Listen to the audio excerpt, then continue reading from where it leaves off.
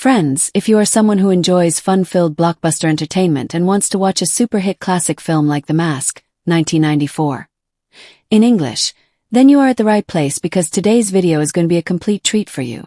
If you are visiting our channel for the first time, make sure you subscribe so you never miss out on our upcoming movie breakdowns, reviews, and entertainment updates. In today's video, we are going to talk about a film that took the world of comedy, visual effects, and family entertainment to a whole new level. The movie we are discussing is titled The Mask, released in 1994, and even today it is remembered as one of the most iconic and unique comedy films ever made. This film introduced audiences to a new style of humor, over-the-top entertainment, and a character that became a pop culture sensation overnight. We will start by understanding what this movie is all about, how it blends comedy, fantasy, and action into one energetic cinematic ride, and why it became such a massive success worldwide. You will also get to know the reasons behind the film's timeless popularity, how it managed to stay entertaining even after decades, and what makes The Mask a film that both children and adults continue to enjoy with the same excitement. Along with this, I will share information on where you can watch this movie today, whether on OTT platforms or satellite TV channels. Many people still search for where they can stream classic movies like this, so in this video, you will get a clear idea of how to watch it legally and in good quality. We will also dive into the technical side of the film, including the work of the cinematography team, makeup and prosthetics department, groundbreaking visual effects, and the overall production design that brought the cartoon-style madness of The Mask to life. You will learn about the pre-production process, how the script was developed, the filming journey, and the post-production work that contributed to making this movie visually extraordinary for its time. I will also share details about the film's budget, how much money was spent to create this masterpiece, and how much it earned at the box office, making it one of the biggest comedy hits of the 90s. In this video, we will go through the film's storyline in a simple and engaging manner without revealing unnecessary spoilers, so that even if you haven't seen the movie, your excitement remains intact. I will share a short review of the film's plot, explaining how the story unfolds, what makes it so entertaining, and why audiences connected so strongly with the characters. We will also talk about the star cast of the movie, who played which character, and how their performances added life and energy to the film. You will get to know about the lead actor's performance, supporting cast, standout roles, and how each character contributed to the hilarious experience that The Mask delivers. Along with this, we will also discuss interesting behind-the-scenes facts, secrets, and trivia related to the making of The Mask.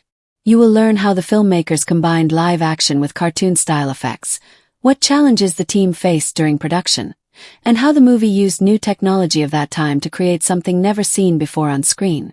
We will uncover lesser-known details about costume design, character development, music choices, and how the film managed to blend comedy, romance, and fantasy so smoothly.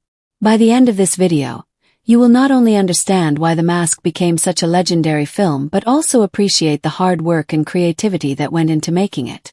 So, I request all of you to stay with us till the very end, because there is a lot of exciting information, fun details, and surprising facts waiting for you. And now, without wasting any more time, let's start the video. From the moment the story opens, The Mask invites the audience into the ordinary, slightly gloomy life of Stanley Ipkiss, a shy and endlessly polite bank clerk who seems to attract bad luck at every corner.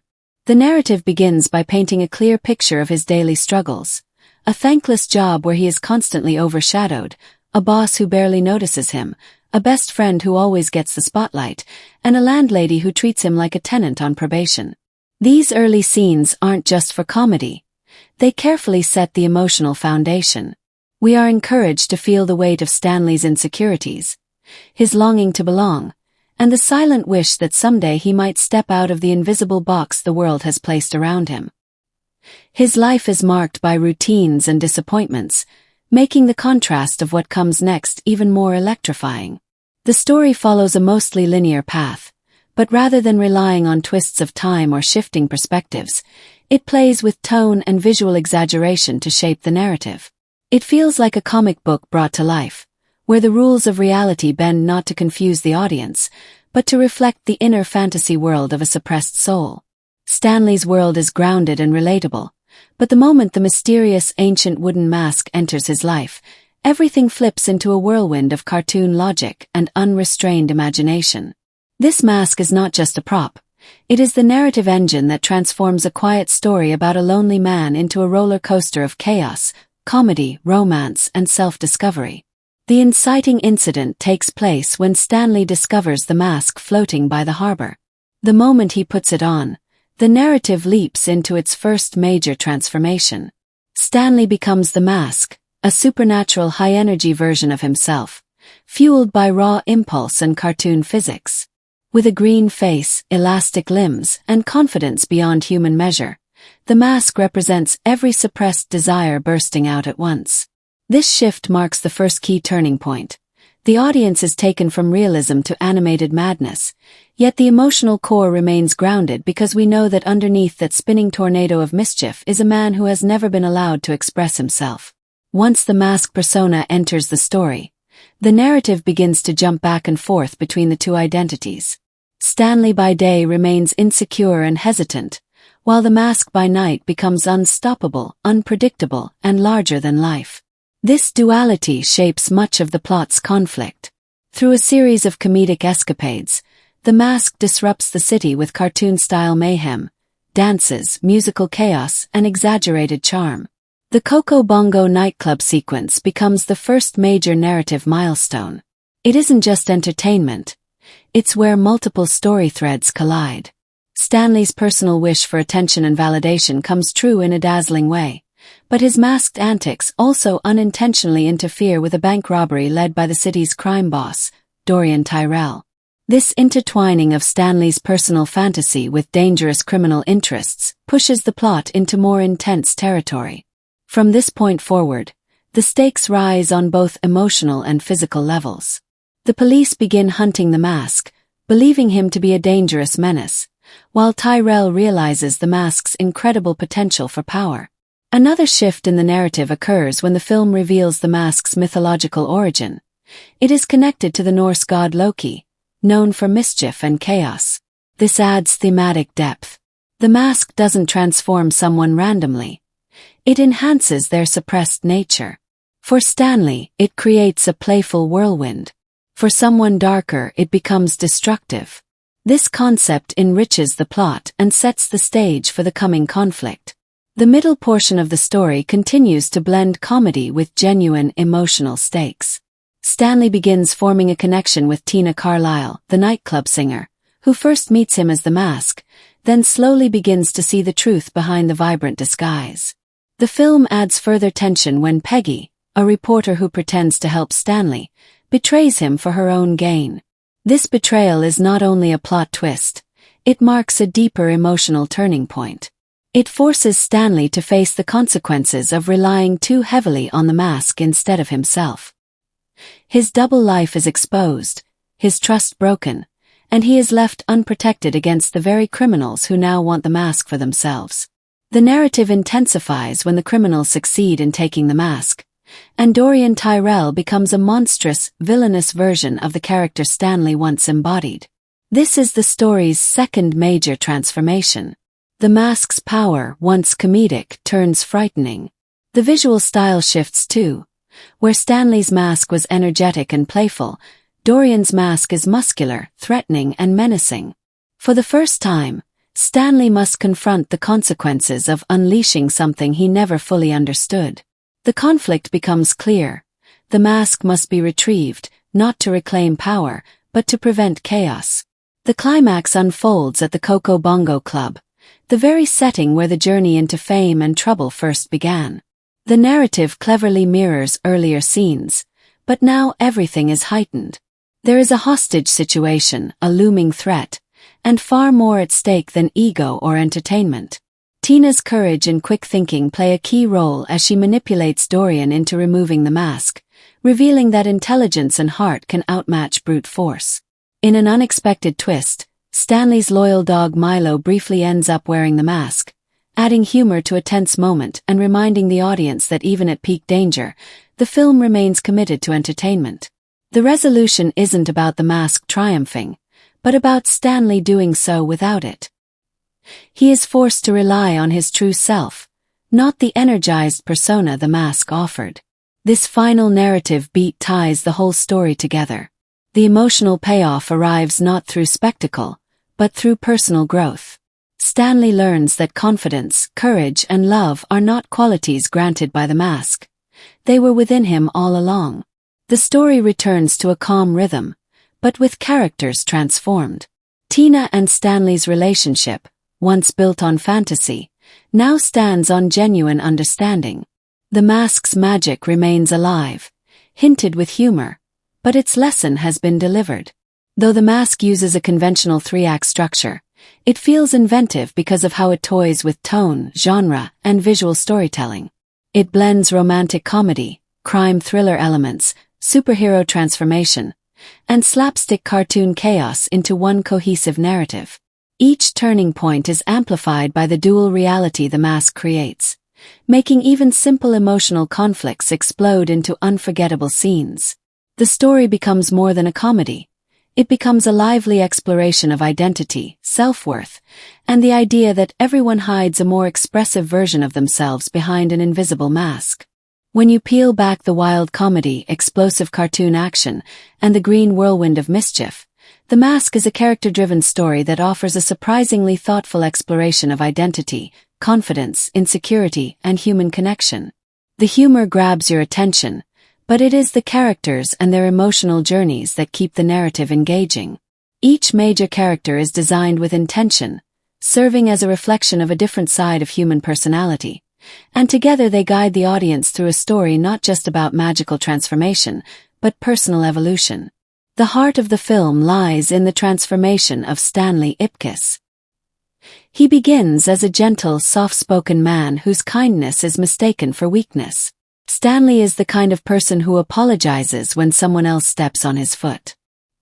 His lack of confidence doesn't come from lack of talent or intelligence, but from years of rejection and social conditioning that taught him to stay small to avoid conflict.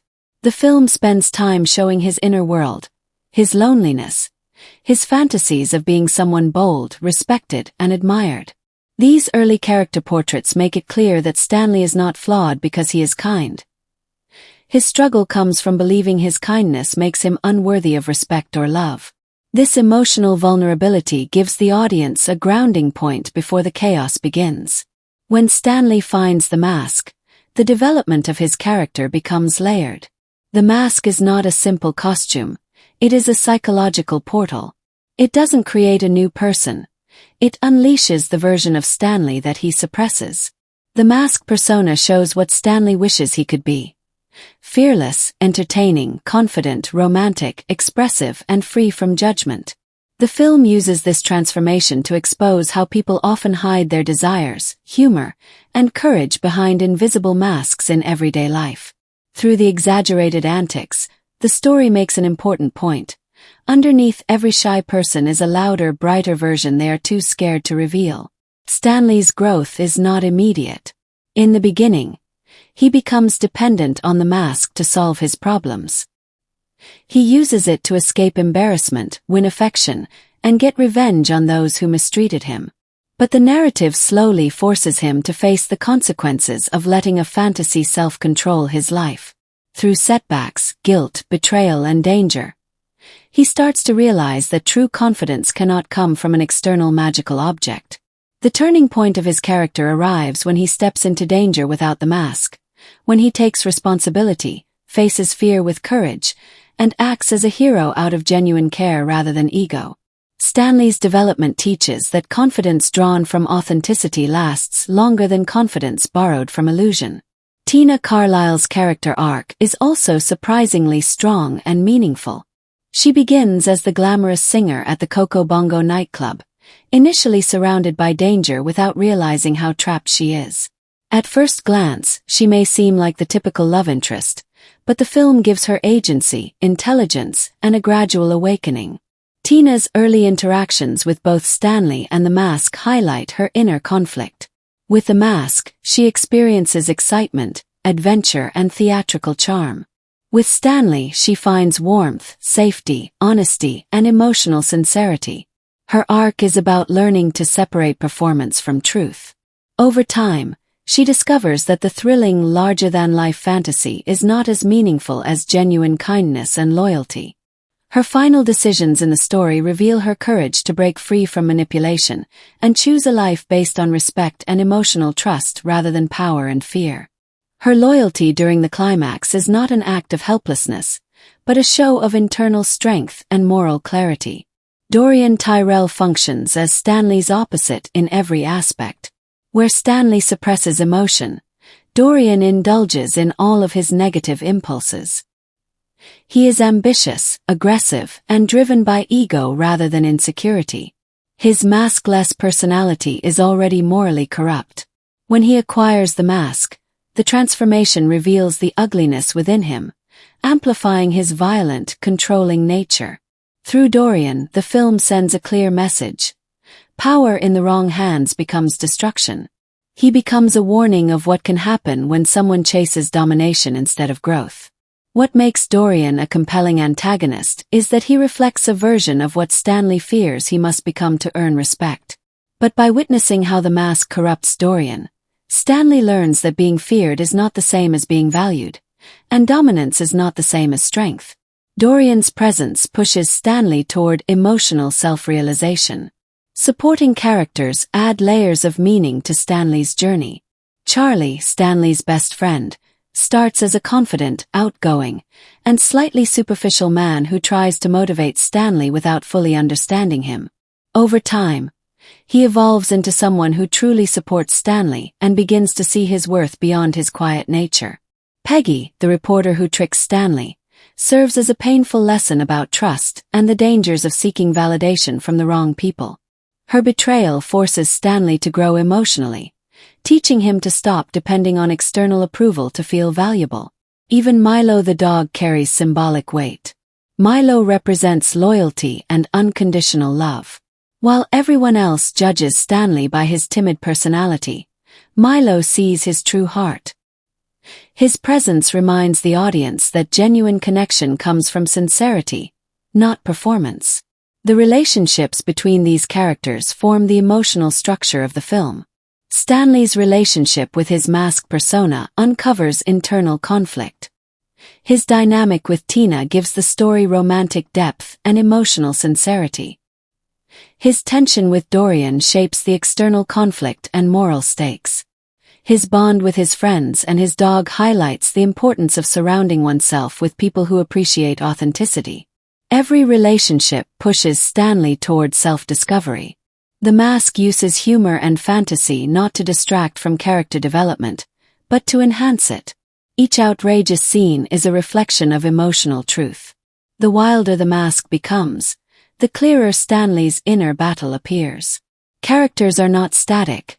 They evolve through choices, consequences, and realizations. Beneath the vibrant style and comic chaos is a sincere narrative about self-esteem, courage, independence, and the value of embracing one's true self. The film uses transformation as both a literal plot device and a metaphor for personal growth, making the characters not just entertaining to watch, but meaningful and memorable long after the laughter fades. The performances in The Mask are one of the biggest reasons the film remains unforgettable, because every actor brings a unique flavor to the story, enhancing both the comedy and the emotional depth in a way that keeps the audience invested from start to finish. At the core of the film is Jim Carrey, delivering a performance that doesn't just stand out, but redefines what physical comedy and character embodiment look like on screen. Carrey plays a double role within one character: the painfully shy Stanley Ipkiss and the wildly explosive Mask.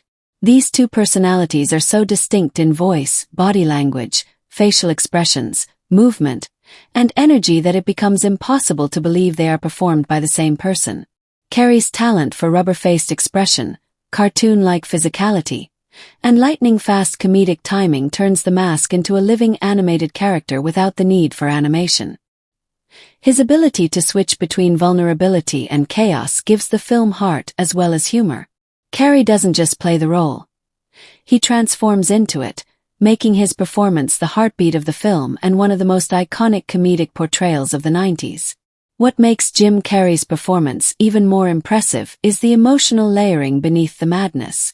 As Stanley, He captures insecurity, hopefulness, awkwardness, and sweetness with a sincerity that makes the audience care about him long before the mask appears. He makes Stanley relatable, someone viewers want to root for. Then, when the mask takes over, Carrey unleashes every imaginative instinct he has, delivering a theatrical performance that feels both spontaneous and meticulously crafted. He uses his entire body as a comedic instrument, creating scenes that feel larger than life.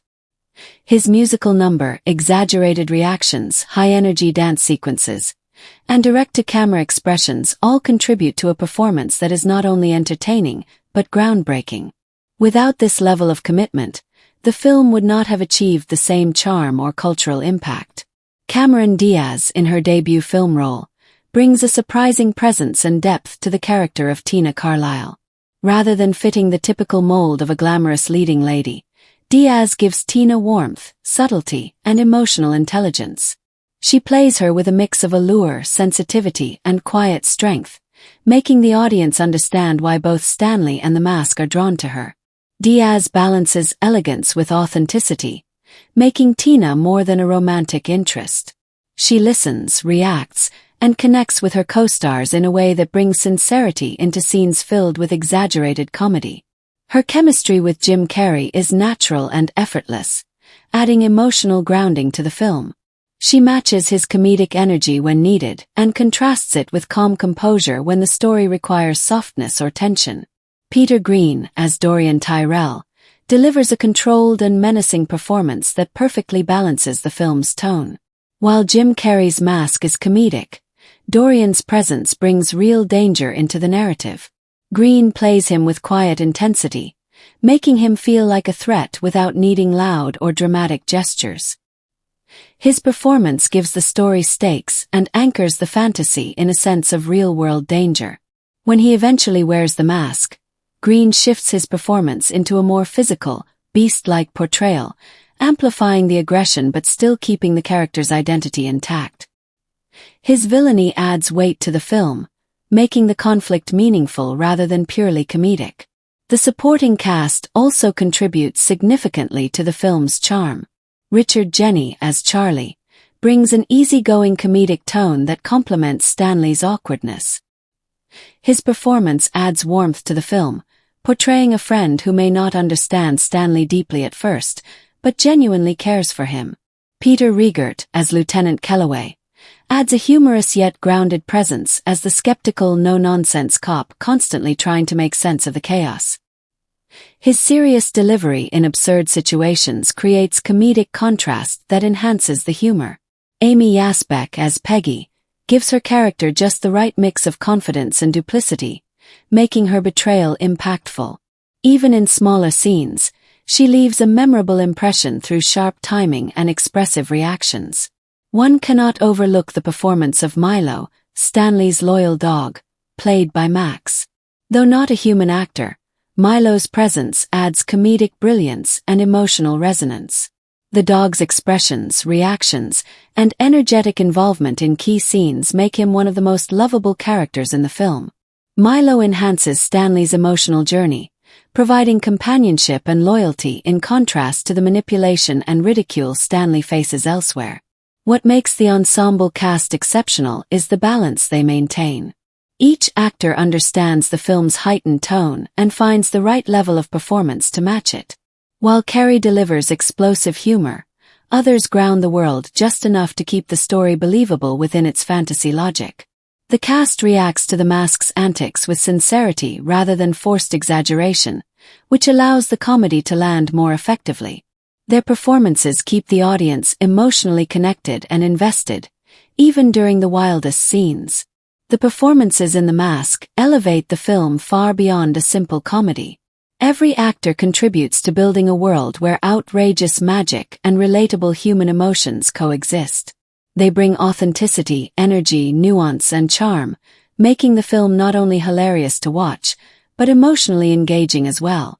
When it comes to direction, The Mask stands out as a film that blends multiple genres into one seamless, energetic, and visually inventive experience. Director Chuck Russell plays a crucial role in shaping not just how the story unfolds, but how it feels, how it moves, and how the audience experiences every moment. The film could have easily become chaotic, messy, or overwhelming because of its extreme visual style and cartoon-inspired storytelling, but under Russell's direction, it becomes a controlled burst of creativity where comedy, fantasy, romance, and action coexist without clashing. His vision guides the film with a clear sense of identity, making it unique in tone and unforgettable in style. The tone of the film is one of its most impressive achievements. Russell creates a world that feels grounded enough to be relatable but elastic enough to welcome impossible, cartoon-like events without breaking its internal logic. This balance is not accidental. It is carefully crafted. The opening scenes set a mood that is slightly dark, urban, and gritty, almost like a crime thriller. But as soon as the mask enters the story, the tone shifts into a high-voltage, comic book fantasy. These tonal shifts are smooth because Russell uses visual cues, lighting changes, musical transitions, and performance direction to guide the audience from one emotional zone to another. The result is a film that can jump from heartfelt sincerity to outrageous comedy in a single scene without losing the audience's emotional connection. Stylistically, Russell's choices are bold, imaginative, and essential to the film's identity. He treats the Mask's world as if a Tex Avery-style cartoon has exploded inside a live-action movie, and instead of resisting that absurdity, he directs into it. Shots stretch reality, props become exaggerated tools of comedy, and visual gags are staged like animated panels come to life. The director uses camera movement and editing rhythm to enhance comedic timing, especially during transformation sequences and chase scenes. He often frames the mask in wide shots to capture the full physicality of Jim Carrey's performance, allowing the audience to absorb every exaggerated gesture. At the same time, intimate close-ups during Stanley's quieter moments bring emotional depth and vulnerability into focus, so the humor never erases the heart of the story. The pacing of the film is another element that Russell handles with precision.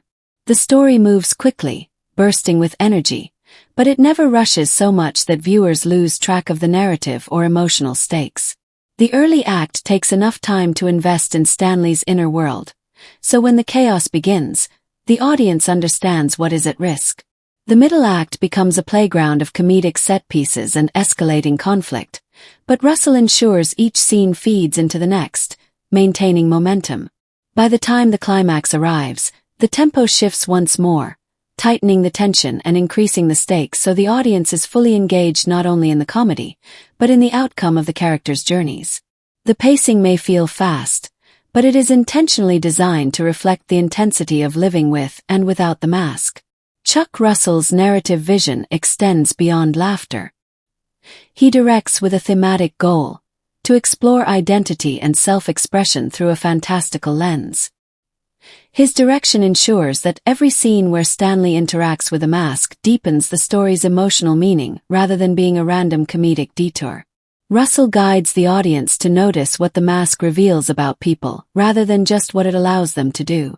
This thematic cohesion makes the story more than just a fun ride. It becomes a playful metaphor about authenticity, confidence, and the different personas people wear in society. Production design, lighting, and color palettes are also shaped by Russell's distinct vision. The film's cityscape blends noir influences with comic book brightness. Whenever the mask is present, colors intensify, movements speed up, and the visuals become more theatrical. When Stanley is alone, everything feels dimmer, quieter, and confined. These choices visually communicate the internal contrast of the character without needing dialogue to explain it. The director uses style as storytelling, allowing the audience to feel Stanley's transformation on a subconscious level. Russell's approach to integrating early CGI with practical effects was ambitious for its time, and his vision is what makes the technology feel cohesive instead of gimmicky. He understood that CGI could not simply be flashy. It needed to serve the characters and enhance the humor. By combining digital effects, makeup, performance, and creative staging, he brought cartoon logic into live-action cinema in a way that still feels imaginative today. His direction paved the way for future films that blend animation with reality, showing how digital effects can work in synergy with character-driven storytelling. Chuck Russell's direction of The Mask showcases a filmmaker with confidence, creativity, and a strong sense of tone. He embraces risk, encourages innovation, and trusts his actors to push boundaries. His ability to balance spectacle with story, humor with heart, and fantasy with emotional grounding is what elevates the film. The director's choices make The Mask not just a comedy, but a stylized and memorable cinematic experience that continues to stand out decades later. The cinematography in The Mask plays a major role in shaping the film's playful, surreal, and high-energy identity. Cinematographer John R. Leonetti approaches the visual language of the movie with the same boldness and imagination seen in the direction, creating a world that feels grounded in reality but constantly on the verge of bursting into cartoon-inspired chaos. His camera choices, lighting techniques, and framing work together to blend live action with exaggerated comic book flair, ensuring the audience is not just watching the story, but visually experiencing the shift between Stanley Ipkiss's ordinary life and The Mask's wild, larger-than-life world. A key element of the cinematography is the clever use of contrasting visual tones to separate Stanley's two identities. When the story follows Stanley in his everyday life, the camera frames him in a way that highlights his shy, awkward, and restricted personality. Shots are often tighter, angles more static, and lighting slightly subdued, using cooler and softer tones to reflect his limitations and insecurities. The world around him feels somewhat stiff and controlled, mirroring how he moves through life without taking risks. Even the city appears more shadowed and restrained, almost like a noir-inspired urban setting where the protagonist rarely fits in. This visual restraint helps the audience connect with Stanley's frustrations and emotional barriers long before The Mask enters the picture. The cinematography transforms drastically once The Mask takes over. Camera angles become dynamic and expressive, mirroring the character's chaotic energy. Suddenly, wide-angle lenses, quick pans, sweeping movements, and exaggerated close-ups dominate the frame. Everything is filmed with an enhanced vibrancy, as if the camera itself has been infected with The Mask's sense of madness. The visual style becomes more kinetic, unpredictable, and playful, allowing the audience to experience the highs of the character's mischief rather than simply watching it unfold. Leonetti often uses dramatic low-angle shots to make The Mask appear larger than life, giving him a superhero meets cartoon presence that commands the frame. The camera no longer observes. It performs alongside the character. Lighting is another crucial component of the film's visual storytelling. Leonetti employs bright, high-contrast lighting during mask sequences to heighten the theatricality and exaggeration of his actions. Colors become more intense, shadows sharper, and highlights brighter.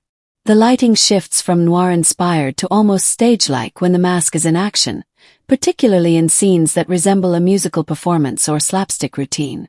On the other hand, Stanley's world is lit in a softer, more realistic style that enhances the emotional grounding of his scenes.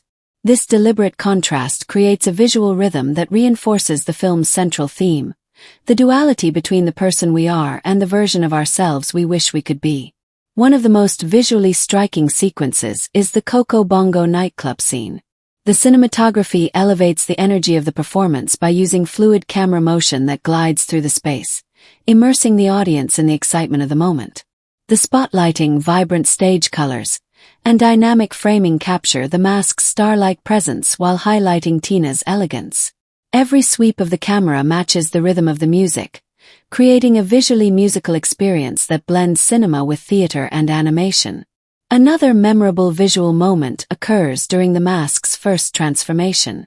The camera movement, lighting flickers, and intensified green hues build suspense, comedy, and supernatural wonder all at once. Instead of treating transformation as horror, the cinematography presents it as a roller coaster of chaotic fun.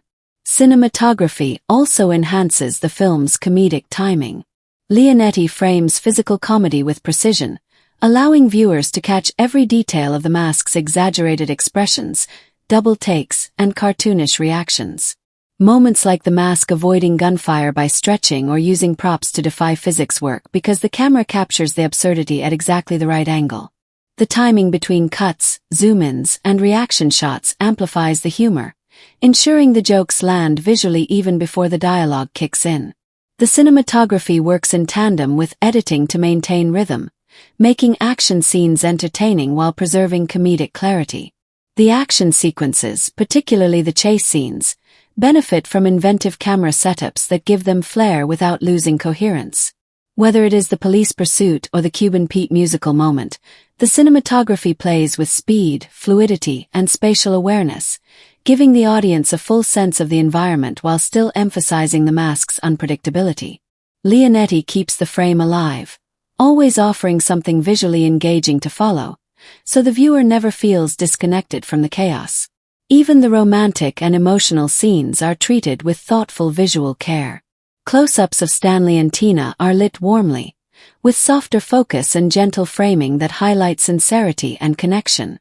The cinematography slows down in these moments, giving the characters room to breathe, and the audience space to see beyond the comedy and into the human heart of the story. This balance ensures the film is not purely spectacle but grounded in genuine emotion.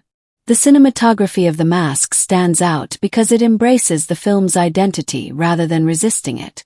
John R. Leonetti uses the camera as a storytelling tool that adapts to the film's shifting tones, making the visuals feel alive, expressive, and character-driven. The camera becomes part of the narrative, reflecting inner transformation, enhancing comedy, heightening fantasy, and bringing animated imagination into the real world. This visual creativity is one of the reasons the film continues to captivate audiences, proving that bold cinematography can transform a simple story into a vibrant, unforgettable cinematic experience. The editing and pacing of The Mask play a crucial role in shaping its energetic personality, making the film feel like a living, breathing cartoon without losing narrative clarity or emotional engagement. Edited by Arthur Coburn, the film's rhythm is carefully crafted to match the dual nature of its protagonist. On one side, the pace slows down enough to explore the vulnerable, anxious, and ordinary life of Stanley Ipkiss, allowing the audience to understand his struggles. On the other side, the editing speeds up with bursts of comedic momentum the moment the mask appears, creating a whirlwind of movement, exaggerated timing, and rapid-fire transitions that immerse viewers in the chaos and excitement of the mask's world. One of the standout strengths of the editing lies in how seamlessly it transitions between tones. A lesser film could have felt disjointed, jumping from heartfelt sincerity to cartoonish madness, but Coburn's editing ensures each shift feels natural and deliberate. For example, the scenes leading up to Stanley discovering the mask are paced slowly, building anticipation and letting emotional setup breathe. Once he puts on the mask for the first time, the editing switches into high gear with sharp cuts, fast transitions, and rhythmic visual beats that mirror the character's newfound energy. These editing choices make the audience feel the rush Stanley experiences, not just observe it. Comic timing is one of the film's strongest assets, and editing is essential to making the humor land. Many of the jokes depend on cutaways, reaction shots, sudden zooms, abrupt transitions, and quick edits that mimic the exaggerated timing found in animated comedy. When the mask pulls off outrageous stunts or breaks the laws of physics, the editing captures every moment with precision. The cuts often arrive just a second earlier or later than expected to maximize comedic surprise. Moments such as the mask's nightclub entrance, his dance number, and the police confrontation work because the editing embraces the unpredictable rhythm of cartoon humor. The editor treats scenes like punchlines, ensuring the visual jokes hit with crisp timing and never linger long enough to lose impact.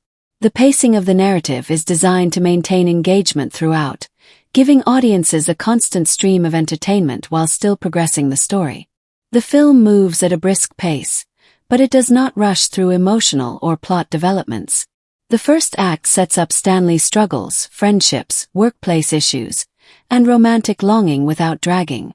Once the mask arrives, the middle act becomes a lively sequence of escalating challenges, comedic chaos, and rising conflicts.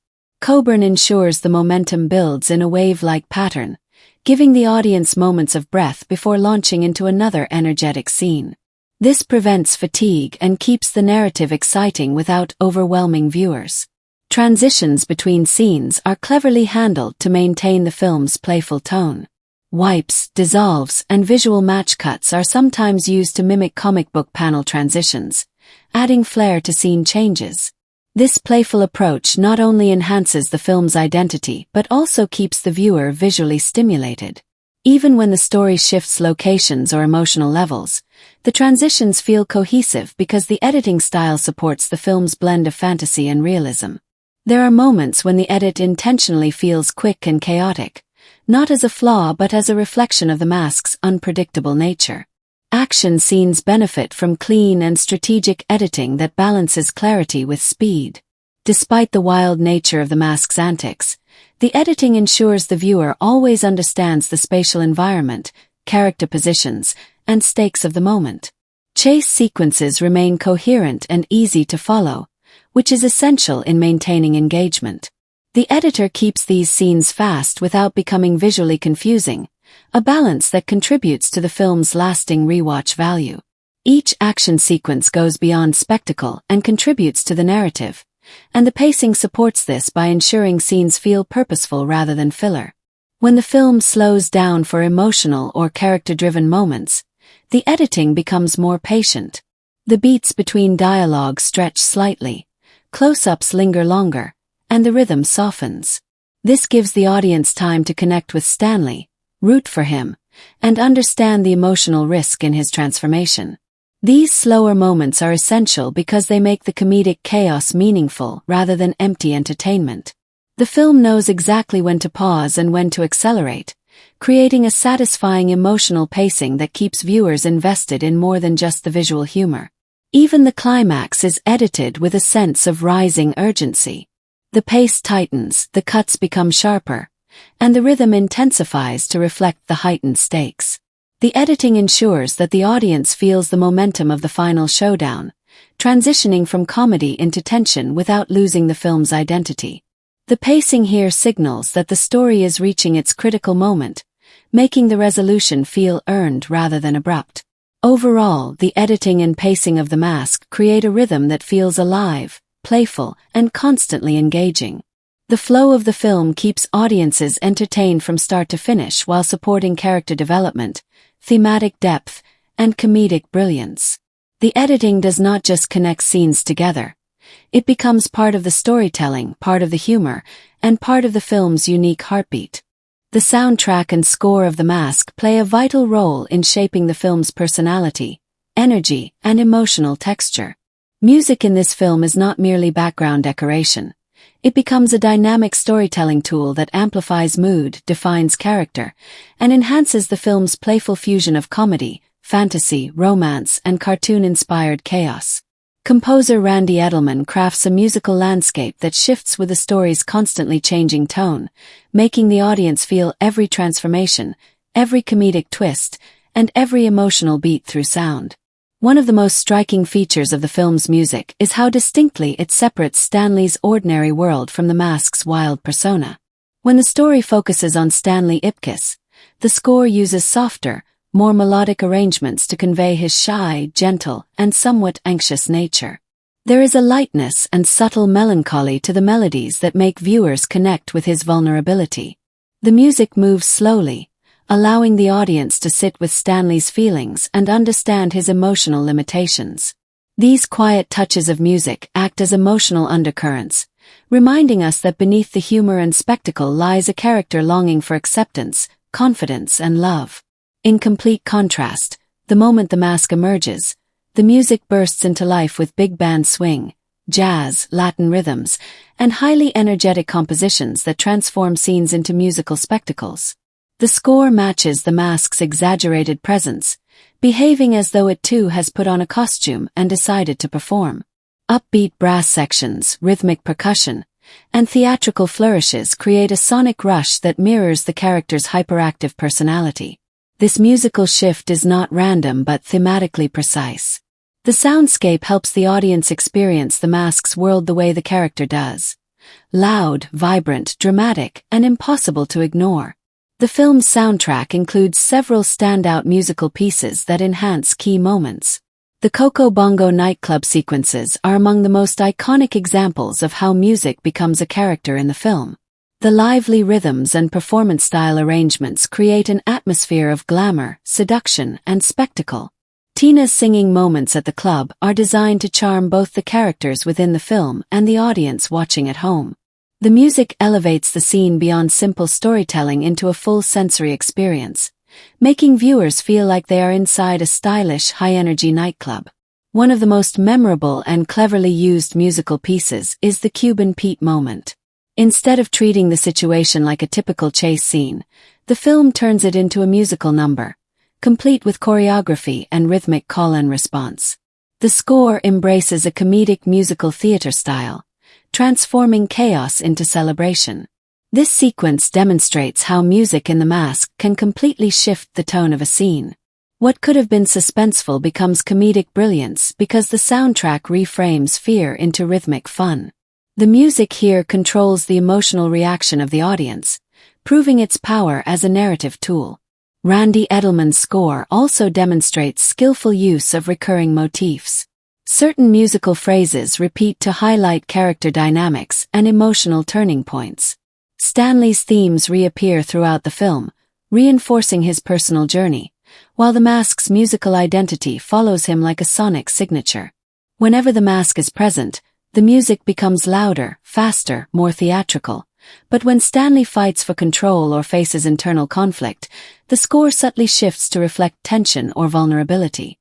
These motifs act as musical storytelling threads that keep the audience emotionally tethered to the core of the narrative. Silence is also used with intention, making certain scenes more impactful. In moments of hesitation, realization, or emotional clarity, the absence of music gives the characters room to breathe and allows the audience to focus on expressions, dialogue, or dramatic tension without distraction. These silent beats create contrast, making the musical moments feel even more vibrant when they return.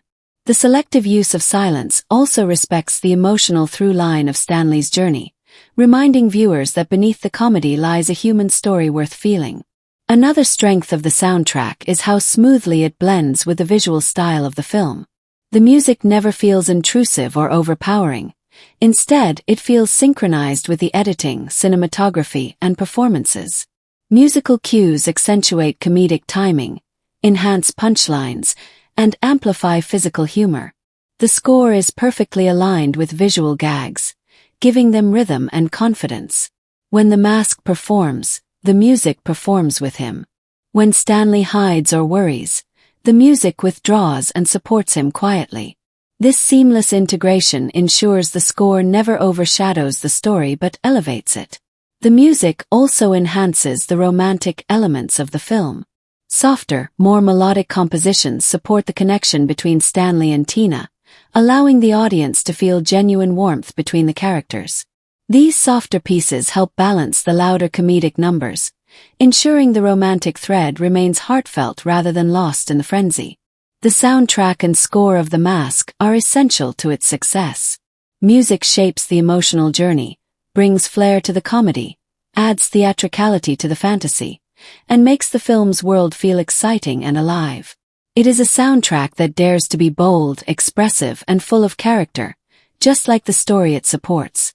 The Mask may present itself as a wild, comedic fantasy packed with over-the-top antics and cartoon logic, but beneath all the chaos lies a surprisingly thoughtful set of themes about identity, confidence, inner desires, and the masks people wear in everyday life. The film playfully explores these ideas without ever becoming preachy or slowing down its entertainment value, allowing viewers to absorb the messages naturally through character journeys, humor, and storytelling rather than blunt moral lessons. It is a film that encourages reflection even as it keeps audiences laughing, dancing, and enjoying the spectacle. At its core, the film examines the concept of identity and the personas people hide behind. Stanley Ipkiss represents the everyday individual who feels unseen, underestimated, and trapped by societal expectations. He is polite to a fault, apologizes for existing, and avoids conflict even when he is mistreated. His life is full of invisible masks long before the magical green mask ever crosses his path. The movie suggests that everyone wears metaphorical masks to fit in, to be liked, or to avoid vulnerability. Stanley's struggle is not just about finding courage, but discovering which version of himself is real and which one is a disguise shaped by insecurity. The magical mask brings this inner conflict to the surface by exaggerating his repressed traits into a larger-than-life persona. The theme of duality is explored through the transformation that occurs when Stanley puts on the mask. The mask amplifies his inner desires, impulses, and fantasies, taking everything he secretly wishes he could do and unleashing it without restraint. The film questions whether the freedom to act without inhibition is liberating or dangerous. The mask persona is confident, outrageous, bold, and unstoppable, yet it is also reckless, selfish, and unpredictable. This duality invites viewers to ask how much of themselves they suppress and whether uninhibited expression would improve their lives or create chaos. Through this exaggerated lens, the film examines the balance between confidence and responsibility, self-expression and self-control. Another significant theme is self-worth and the journey toward embracing authenticity. Stanley's transformation is not just physical but emotional.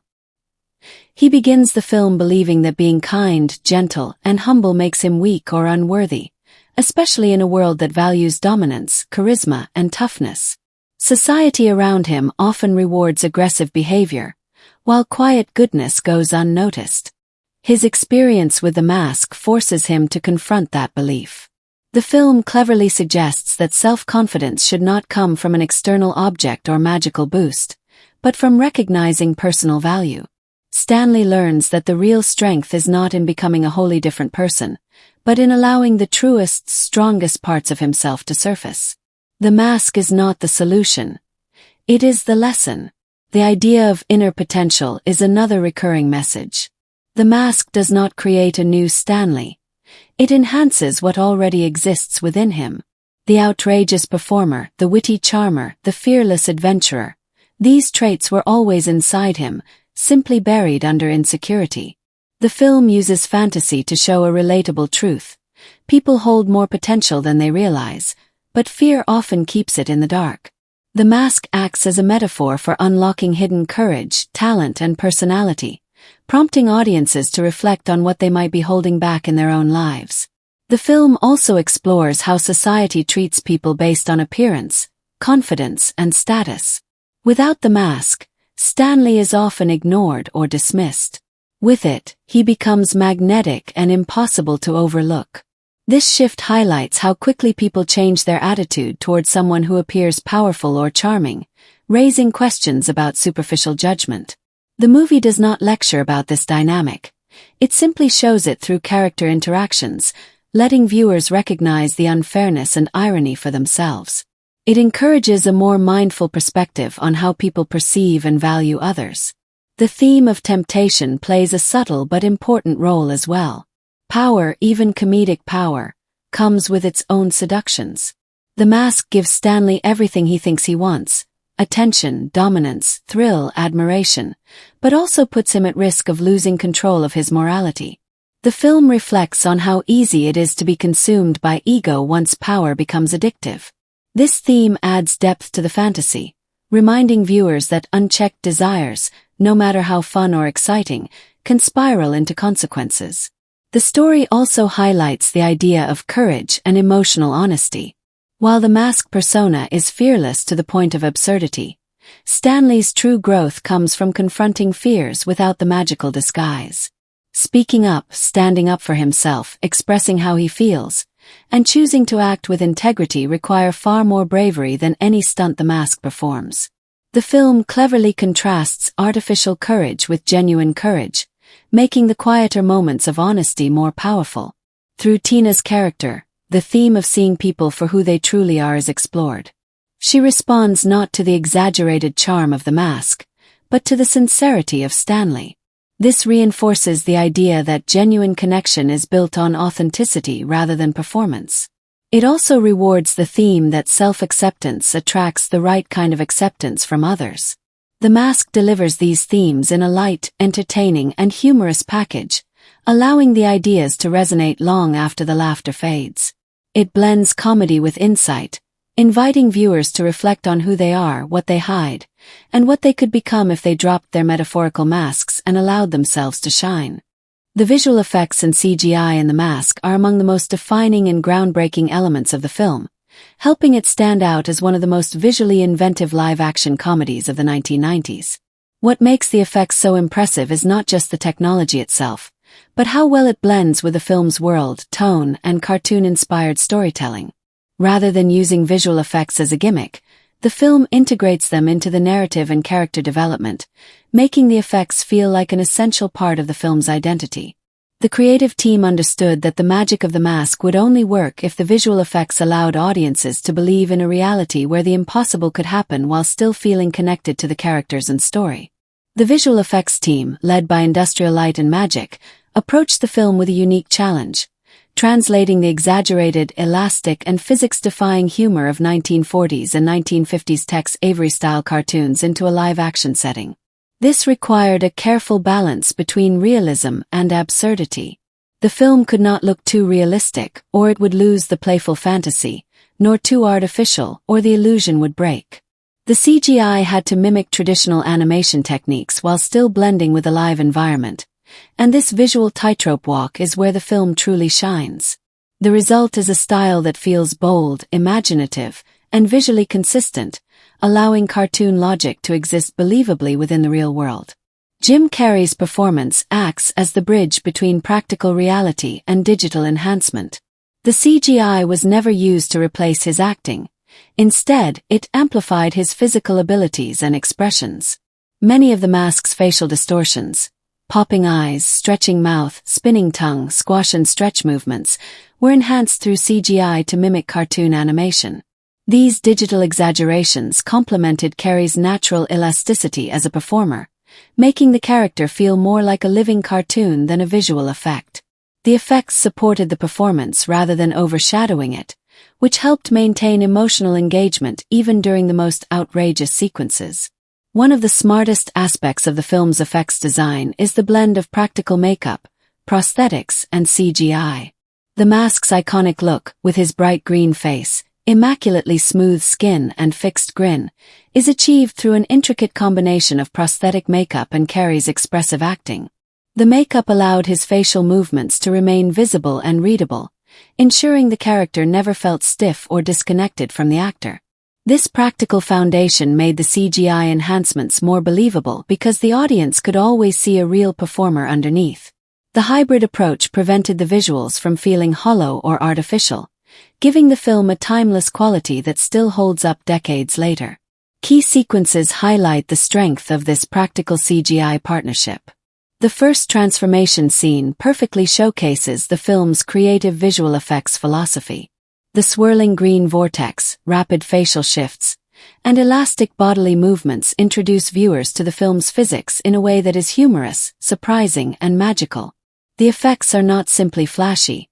They tell the audience exactly what kind of world they are entering. Another memorable moment is the wolf whistle scene when the Mask reacts dramatically to Tina. His eyes bulge, jaw drops, and tongue rolls out with cartoon exaggeration.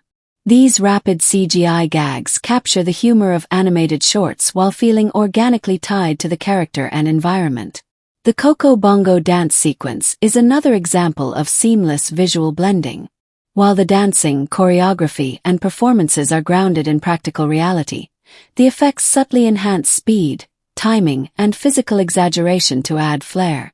Rather than overwhelming the scene, the CGI helps amplify the rhythm and comedic timing.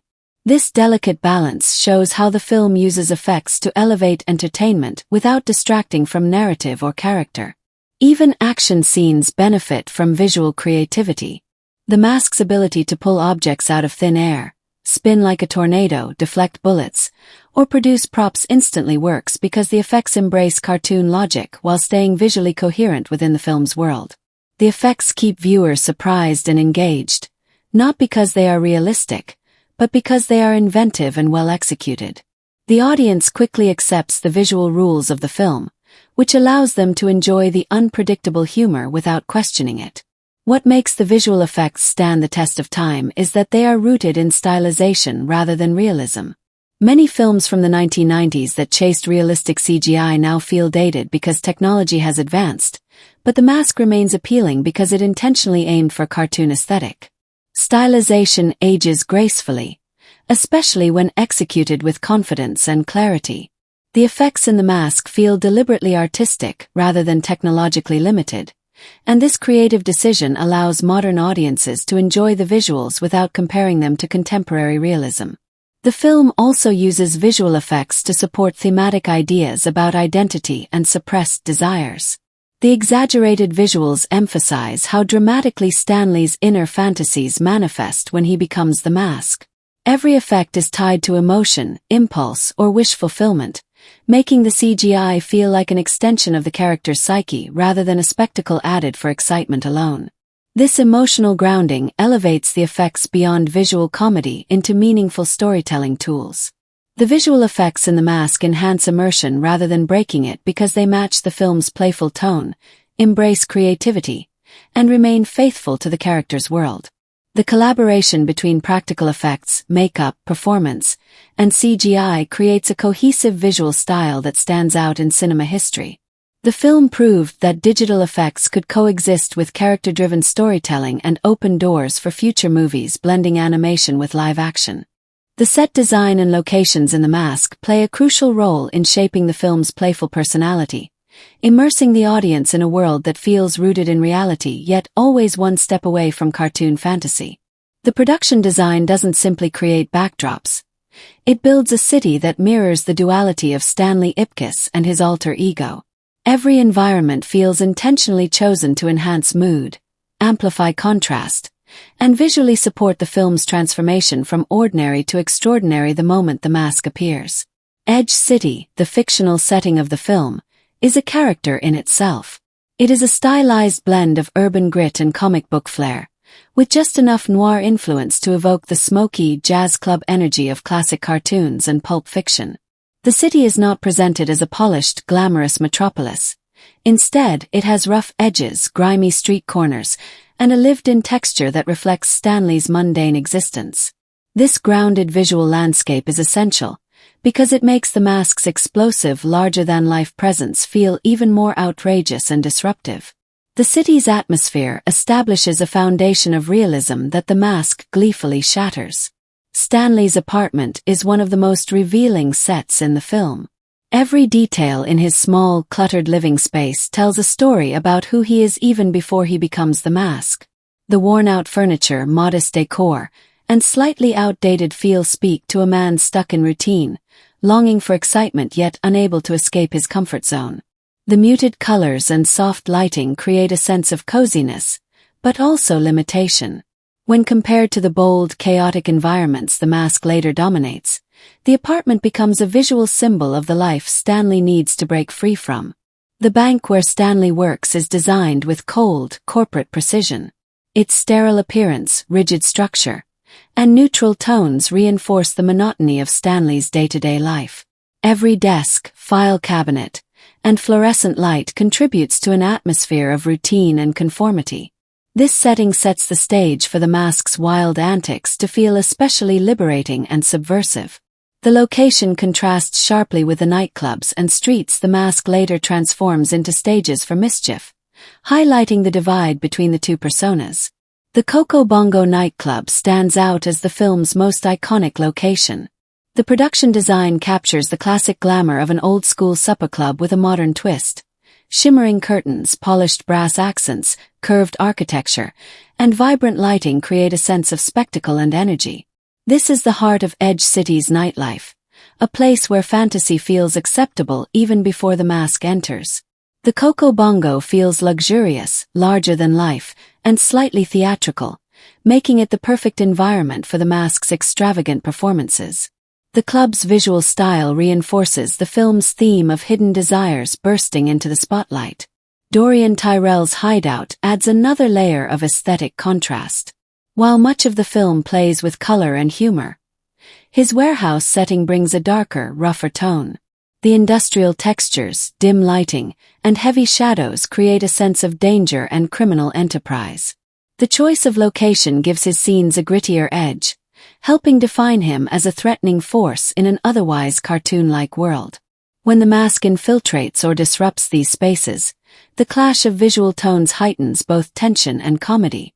Street locations and city exteriors also contribute significantly to world building.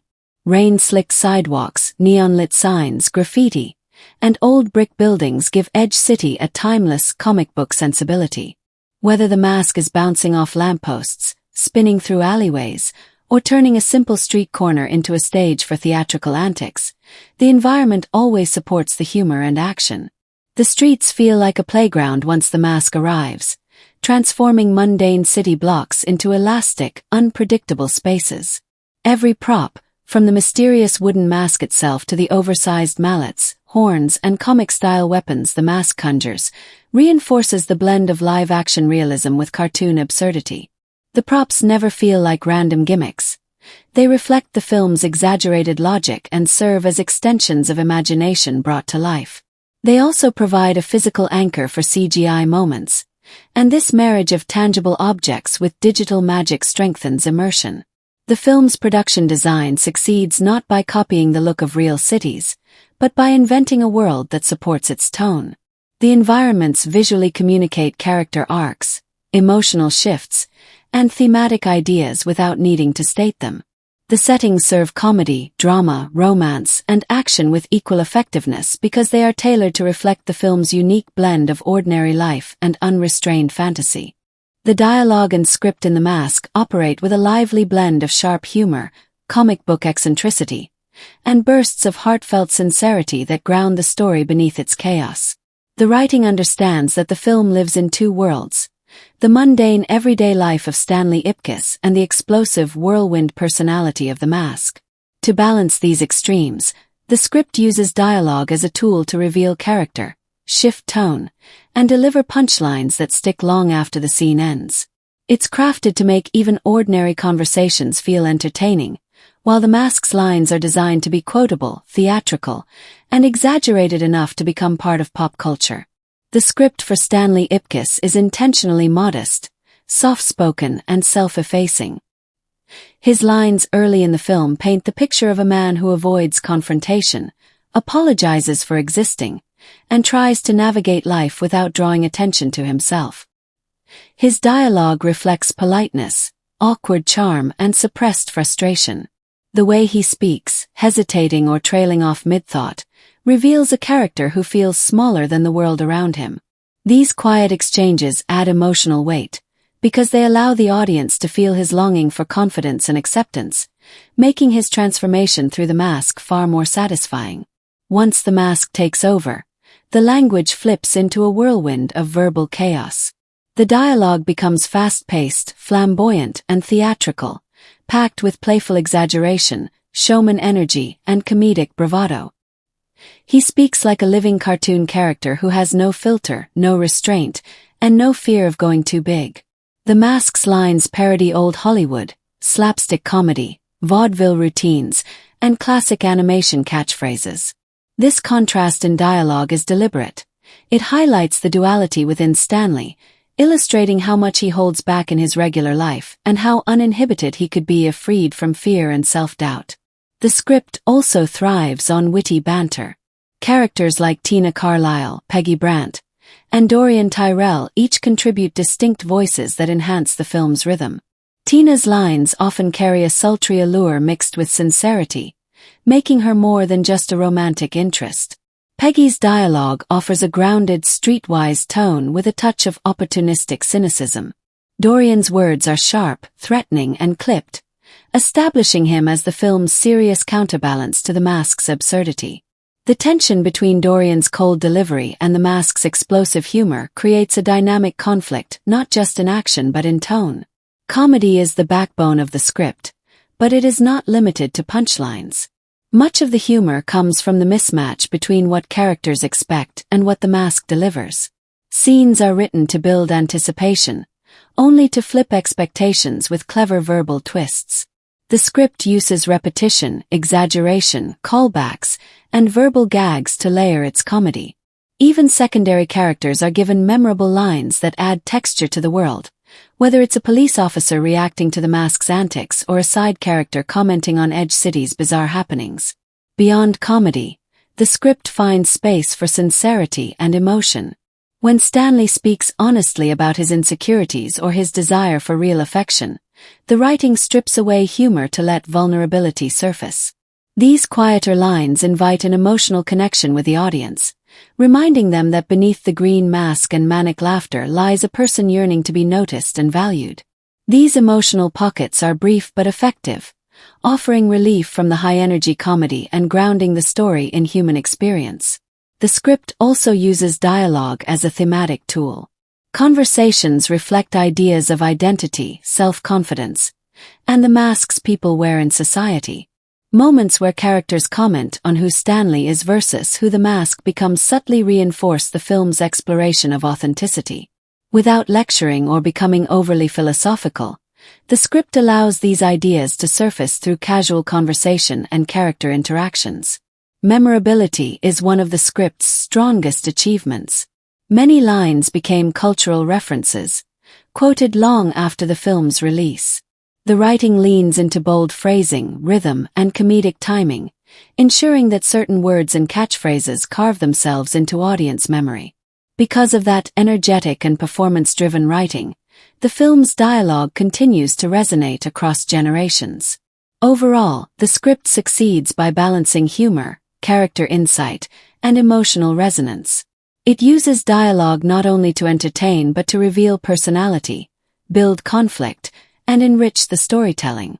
The language reflects the film's playful heart and amplifies the contrast between ordinary reality and the wild, unpredictable world that emerges the moment the mask comes into play. The Mask stands out as a film that doesn't simply sit inside one genre but blends multiple styles together with confidence, creativity, and surprising depth. On the surface, it appears to be a comedy, but the way it mixes fantasy, romance, action, and comic book-style adventure creates a unique cinematic experience that felt refreshingly original at the time of its release. Instead of following the predictable formula of a single genre, the film plays with conventions, bends them, and in many scenes, completely flips them for comedic impact. This playful approach to genre is one of the key reasons the movie remains memorable and continues to appeal to viewers of all ages. When it comes to comedy, The Mask embraces classic slapstick, cartoon physics, and exaggerated humor the way old animation used to do. Many live-action comedies rely on dialogue or situational humor, but this film uses visual comedy, physical transformation, and unpredictable, larger-than-life antics. This bold use of visual humor was unusual for the time and allowed the film to stand out in a crowded comedy landscape. Instead of clichés like one-liners or tired comedic routines, the film creates fresh laughs by pushing its protagonist into absurd scenarios where the laws of reality no longer apply. Every gag is heightened and theatrical, reflecting the spirit of animated comedy in a live-action world. The fantasy genre is also executed with a sense of curiosity and adventure.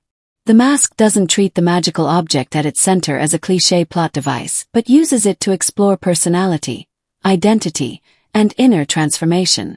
While many fantasy films at the time focused on heroic quests or mythical worlds, this movie brings magic into everyday urban life. The ancient Norse mythology behind The Mask adds a mythical twist, but instead of becoming heavy or serious, this myth becomes fuel for comedic chaos. It's a fresh way of approaching fantasy, one that avoids the predictable tropes of chosen heroes or grand prophecies and instead asks a more entertaining question. What happens when an ordinary, insecure person gains unstoppable confidence overnight? Romance plays an interesting role in the film's genre mix. At first, The Mask introduces a familiar trope, the shy, kind-hearted man falling for a glamorous woman who seems out of his league. But instead of relying on predictable romantic clichés, the story adds layers of surprise. The Mask's outrageous flirtation scenes parody traditional romance, while still allowing genuine emotional connection to develop between Stanley and Tina. The genre is playful rather than sentimental, poking fun at exaggerated romantic gestures while still offering sincere moments of affection. The film uses romance not as a formula but as a way to reveal deeper truths about self-worth and authenticity. Even the action genre gets a twist. While there are chase sequences, shootouts, and villain confrontations, they rarely follow a conventional pattern. Instead of a tough action hero facing danger with grit, we see a rubber-limbed, unpredictable trickster who turns action scenes into comedic set pieces. The Mask doesn't fight like a typical action lead. He sings, dances, shapeshifts, and mocks his opponents while outsmarting them. The combination of action and comedy makes the confrontations fun rather than intense, which keeps the tone light yet exciting. This self-aware approach avoids the seriousness seen in many action films, making the action genre feel more accessible to families and younger audiences. The film also touches on crime and noir influences through its setting, criminal characters, and city environment.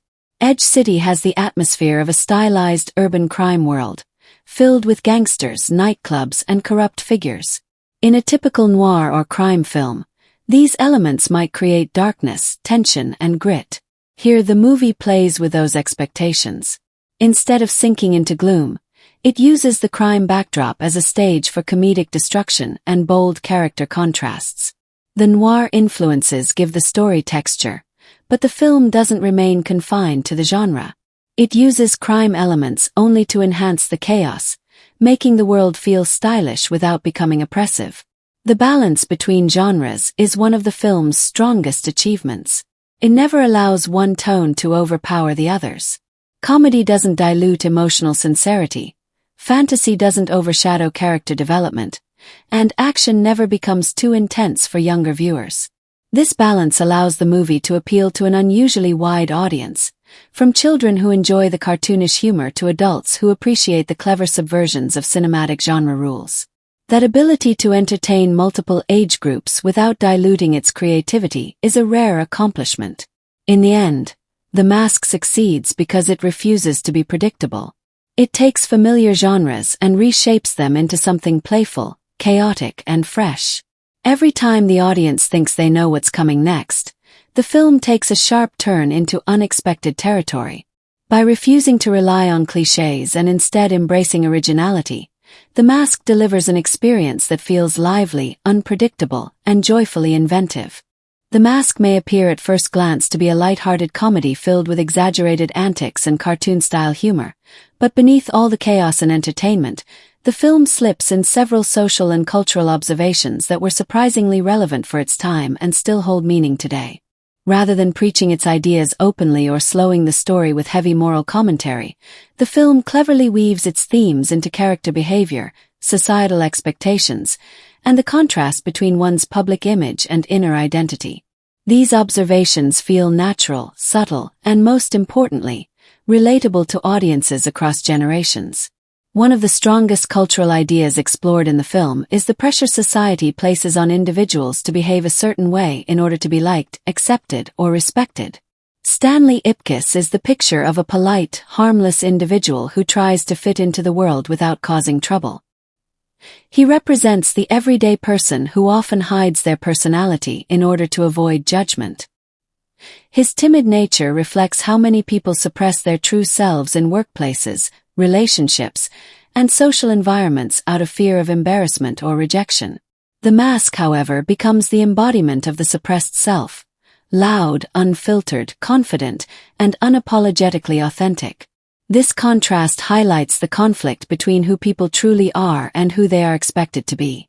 The film playfully encourages the audience to question the masks they wear in real life, making its social message both humorous and thought-provoking. The movie also comments on materialism, social status, and the desire to appear successful. Characters like Dorian Tyrell represent the darker side of ambition, where power and status are pursued through intimidation and corruption. Meanwhile, Stanley is judged by superficial standards: his clothes, car, job, and financial stability. The film subtly critiques a culture that values image more than genuine character. Tina Carlyle's journey demonstrates this shift. She initially enters Stanley's life while connected to a wealthy criminal, but gradually realizes that kindness, authenticity, and inner goodness carry far more value than status. The film does not hammer this message with dramatic speeches. Instead, it lets the evolution of relationships and choices reveal the cultural lesson naturally. Media and public perception also receive playful commentary. Society in the film quickly shifts its opinions based on spectacle and gossip. The mask becomes a local sensation because he is entertaining, unpredictable, and glamorous in all the ways ordinary people are not. Crowds and authorities obsess over him, feeding off excitement rather than truth. Peggy's betrayal based on chasing a story for fame further reflects how modern culture often prioritizes sensationalism over loyalty. This commentary on media culture remains relevant today as headlines, viral content, and public fascination with extremes continue to shape opinions more than facts or substance. The movie also pokes fun at traditional gender expectations, especially through the character of Stanley. He is unlike the typical male hero of the 1990s, who would usually be confident, physically strong, and outspoken. Instead, Stanley is gentle, emotional, and often passive. The film suggests that masculinity doesn't need to fit the stereotypical mold to be meaningful. Through his journey, it becomes clear that kindness, empathy, and sincerity are just as powerful as bravado. Meanwhile, Tina is not portrayed as a one-dimensional damsel. She is graceful and glamorous, but also intelligent, observant, and capable of making independent choices that steer the story. Her quiet strength challenges the typical female role in male-driven narratives of that era. Class differences are subtly reflected through Edge City's environment, which appears divided between those with privilege and those struggling to balance life with limited means. Stanley's modest apartment, his financial worries, and the workplace dynamics reveal the everyday pressures of working-class individuals. In contrast, the upscale clubs, luxurious settings, and criminal wealth highlight a world of excess that is often admired but morally hollow. The mask's exaggerated behavior breaks through these class boundaries, mocking the artificial sophistication upheld by high society. The film cleverly reminds viewers that confidence and joy are not exclusive to the wealthy or influential. Even the theme of inner duality carries a cultural message. It reflects how people behave differently depending on where they are and who they are with. At work, at home, with friends, or in public, people often switch personas to fit expectations. The film's fantastical setup allows this idea to be explored in a fun, visual manner rather than through serious psychological drama. It presents the idea that balance is necessary. Neither extreme suppression nor wild impulsiveness leads to fulfillment. The goal is to embrace confidence while staying grounded in empathy and kindness. By blending these cultural insights with humor and entertainment, The Mask remains approachable for audiences. It neither forces nor exaggerates its messages. Instead, it hides them behind laughter, allowing viewers to enjoy the story while absorbing its commentary almost subconsciously. This subtle approach is what makes the film's observations effective. They linger with the audience long after the jokes have landed, encouraging them to reflect on their own identities, social roles, and the invisible masks they wear. The Mask has a remarkable ability to engage audiences on multiple emotional levels, creating a viewing experience that is not only entertaining in the moment but memorable enough to draw people back again and again. One of the strongest elements of its engagement is the pure joy and laughter it delivers. The film understands the power of humor and uses it in a way that leaves a lasting impact. The comedic timing, unexpected visual gags, exaggerated reactions, and playful absurdity keep audiences amused throughout. Whether it is the first viewing or the 10th, the film consistently brings laughter because its comedy is not tied to trends or era-specific references. It taps into universal humor, making it enjoyable for both younger audiences who love the cartoon energy and older viewers who appreciate its cleverness and creativity. But audience engagement with The Mask goes beyond just laughter. There are surprising emotional notes woven into the narrative that allow the audience to connect with Stanley Ipkiss on a personal level. Many viewers see a part of themselves in Stanley's insecurities, his struggles with confidence, his longing to be appreciated, and his feeling of being overlooked. These moments of vulnerability create an emotional anchor that helps the audience invest in his journey. When Stanley finds courage, love, and self-worth, viewers feel a sense of satisfaction as if they, too, have gone through a transformation. This emotional connection may be subtle, but it plays a key role in making the film stick in the minds of viewers long after the credits roll. Excitement is another tool the film uses to keep the audience engaged. The unpredictable nature of the mask's abilities keeps viewers curious about what outrageous stunt or transformation will happen next. The action scenes, dance sequences, and wild scenarios never settle into repetition. Every time the mask appears, the audience anticipates something innovative, chaotic, and delightful. This creates a rhythm of constant anticipation, keeping viewers alert and absorbed in the film. Children especially respond with excitement to the mask's energetic antics, while adults appreciate the creativity behind each scene, making it a shared family viewing experience that keeps everyone entertained. The film also creates several standout scenes that have become conversation starters among fans over the years. These are not just funny or visually impressive moments but iconic sequences that embed themselves into pop culture. Viewers often find themselves quoting lines, reenacting scenes, or discussing their favorite mask transformations long after the movie ends. Scenes like the Cuban Pete musical number, the balloon animal trick, the club performance, and the mask's interactions with law enforcement spark laughter and nostalgia in discussions. These moments encourage repeat viewing because fans enjoy revisiting the energy and uniqueness of the film's most memorable sequences. Another aspect of audience engagement is the surprising depth of reflection the film offers beneath its humorous surface. Without being heavy-handed, the movie raises questions about identity, authenticity, and the masks people wear in daily life. Viewers often find themselves thinking about how the film symbolically represents inner freedom, hidden personality traits, and societal expectations. This thematic layer gives the film lasting value. Discussions often explore how people behave differently in private compared to public settings, how confidence can reshape one's life, and how embracing one's true self can lead to personal growth. These reflections give the film a meaning that resonates with viewers beyond the comedy. The mask's ability to entertain across multiple age groups greatly enhances its engagement factor. Children are captivated by the fun, colors, and wild energy, while adults enjoy the wit, satire, and thematic undertones. This multi-layered appeal allows families to watch together and enjoy the film differently at various stages of life. Someone who watched it as a child may revisit it years later and discover humor or insights they never noticed before. That kind of evolving appreciation is a strong sign of a film that remains relevant and engaging over time. The movie also sparks excitement through its sense of unpredictability.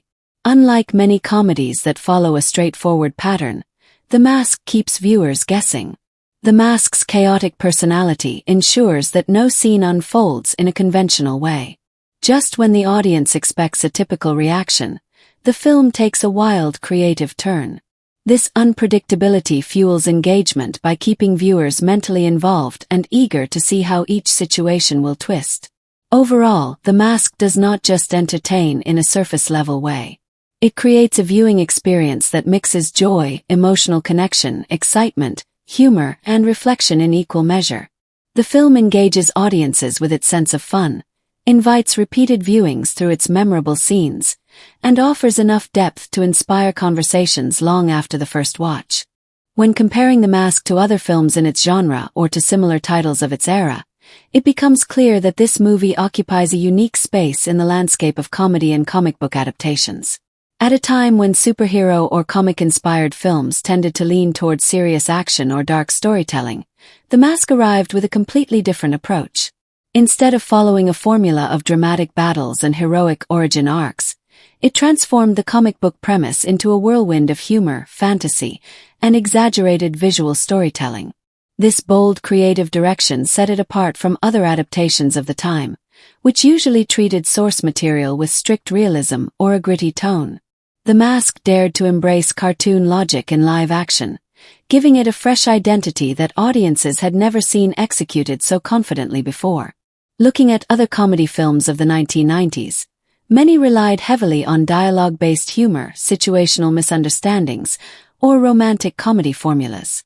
The Mask, however, stood out because it introduced a new model of comedy driven by physical transformation, visual exaggeration, and inventive special effects. Films like Ace Ventura, Dumb and Dumber, and other slapstick-driven comedies often leaned into outrageous performances, especially those involving the same lead actor. But The Mask added another layer by merging the high-energy comedic acting with fantasy and supernatural elements. Instead of life's everyday chaos being the source of comedy, The Mask created its own over-the-top universe where the rules of physics, logic, and normal behavior could be rewritten in seconds for comedic effect. This gave the movie a playful uniqueness that set it apart within the comedy genre. When comparing the film to other comic book-based movies of the time, the difference becomes even more noticeable. Films based on comics in the late 1980s and early 1990s often leaned toward darker aesthetics, such as Batman or The Crow, which focused on brooding heroes and moody storytelling. The Mask broke that trend by showing that comic adaptations could be colorful, energetic, and purely fun without losing impact or depth. It used the comic book origin not for tension but for imaginative creativity, making it clear that the source material could be translated in multiple tones. This opened the door for future light-hearted comic adaptations and proved that superhero-related films did not need to be serious to succeed.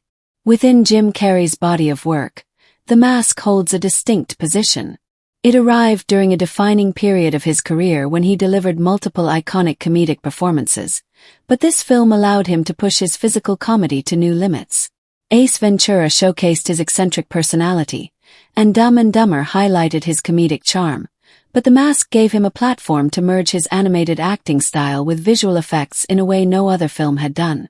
It magnified his strengths and transformed them into a larger-than-life performance that could not have been achieved through acting alone. The combination of digital effects and Carrey's elasticity created a performance that many consider one of his most memorable, making The Mask stand out even among his most celebrated work. Compared to romantic fantasy comedies like Ghostbusters or Beetlejuice, The Mask shares the same spirit of mixing supernatural chaos with humor, yet it maintains its own identity.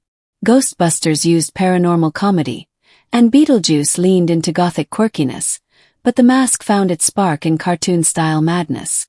It created a cinematic hybrid that did not copy either of those tones, instead choosing a more animated, vibrant, and fast-paced style that stayed grounded in character rather than plot-driven gimmicks. While other fantasy comedies often relied on the supernatural element as the story's focus, The Mask used that element to amplify personality, emotion, and character transformation. In the broader landscape of genre-blending films, The Mask stands as an early innovator.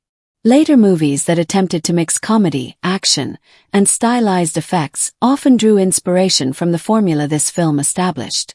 Many family-friendly comedies with fantastical premises that emerged afterward attempted to recreate this balance, but few reached the same level of originality or enduring charm. The Mask succeeded because it did not repeat a formula. It created one. When placed alongside other films from its director's body of work, The Mask remains one of the most creatively daring and stylistically bold films in his catalog. Many directors experiment with mixing tones, but this film showed a confident understanding of balance.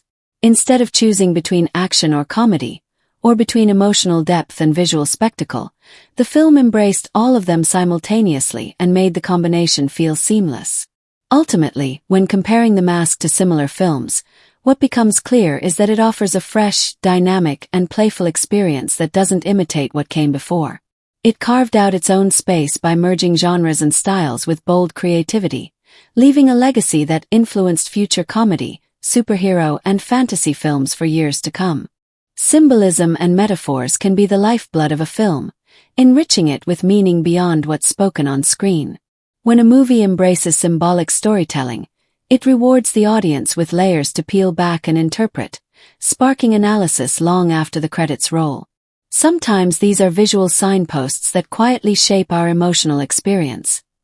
Other times, they're narrative motifs that tap into universal truths. Whether subtle or bold, symbolism has the power to transform a simple plot into something resonant and thought-provoking. Some films weave symbolism directly into their imagery. A recurring color palette might mirror a character's internal journey, like warm tones fading into cold shades as trust erodes or hope diminishes. Weather can act as an emotional barometer, storms to intensify conflict, sunlight to signal clarity, or heavy fog to represent moral ambiguity. When handled well, these elements enhance storytelling without a single line of dialogue, allowing viewers to feel a message rather than be told it. Props can also carry symbolic weight. A broken watch, a wilting plant, or a child's drawing may appear insignificant at first glance, yet they can echo themes of time, decay, lost innocence, or unspoken longing. Metaphors embedded within the narrative can elevate a film even further. Sometimes the entire premise of a movie serves as a metaphor for a broader issue. Survival tales mirroring psychological battles, sci-fi worlds acting as reflections of current social anxieties, or a personal relationship representing cultural clashes. Characters can be crafted as metaphors too. An outsider who disrupts a community might represent change or truth, a silent character may symbolize suppressed voices, and an antagonist could embody internal fears rather than just external threat. When a film uses its characters, conflicts, and environments in this way, the story becomes a lens for audiences to examine their own experiences and beliefs. Recurring motifs function like a thread connecting different parts of a film's emotional fabric. They might surface as repeated images, sounds, or actions that gain deeper meaning each time they appear. A song first played casually could later carry a sense of heartbreak or triumph. An object introduced early might gather emotional power through repetition, turning into a symbol of growth or regret. These motifs can create a sense of unity within the narrative, guiding the audience to discover meaning without spelling it out. Part of the joy is in the recognition. Viewers begin to anticipate patterns and draw their own interpretations, which makes the experience personal and immersive. The most impressive use of symbolism and metaphor is when the audience doesn't initially notice it. They simply feel its impact. Then, upon reflection or rewatching, the hidden layers emerge, transforming the story into something richer.